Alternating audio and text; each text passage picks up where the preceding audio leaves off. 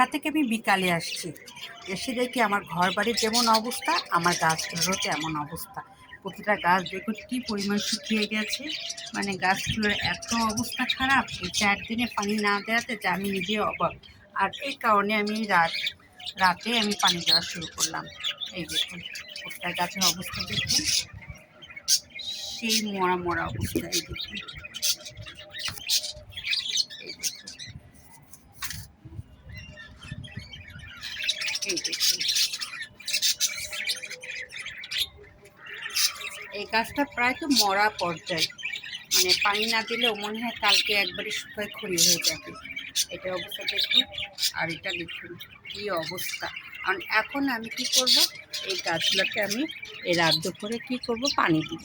কারণ এদের তো জীবন বাঁচাতে হবে, কারণ 4 দিন তো আর এদের দোষ না। আমি 4 দিন ঢাকায় থেকে এসেছি, যার ফলে এখন আমি এই গাছগুলোকে সবগুলোকে পানি দিব। পানি দিয়ে এদের জীবন বাঁচাবো, একে বলে ভালোবাসা। আর সন্তান যেমন খারাপ থাকলে মাদের কষ্ট লাগে, ঠিক আমারও এই বাচ্চাগুলো বা এই গাছগুলো খারাপ থাকলে আমার কষ্ট লাগে। এজন্য আমি এই গাছগুলোকে এখন আমি সুন্দর করে পানি দিব, সবগুলো গাছকে।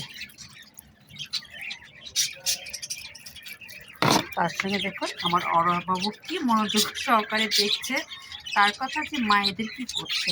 এই দেখুন এই গাছটা দেখেছেন কি অবস্থা। এই দেখুন,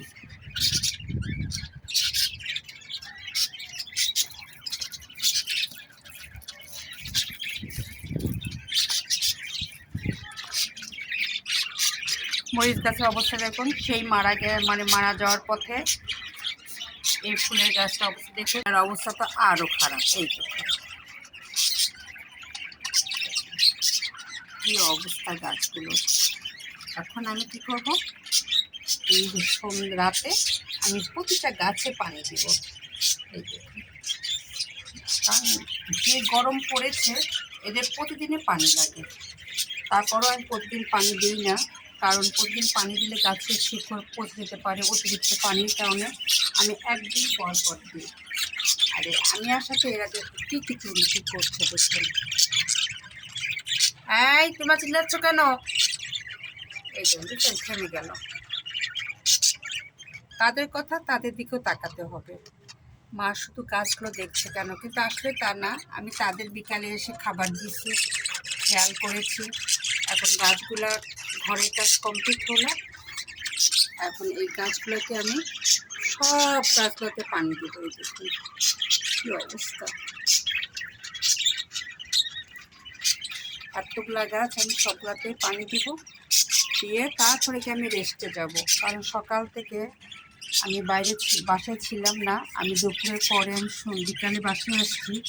আর এই কারণে আমার প্যারাটা বেশি হলো। আর আমার টাইসন হ্যান্ডসাম আর ওরা আল্লাহর রহমতে অনেক ভালো আছে, কোনো সমস্যা নাই। ওরা মায়ের পিছনে ঘুরছে, এই দেখুন, কারণ আমি যেদিকে ওরা সেদিকে।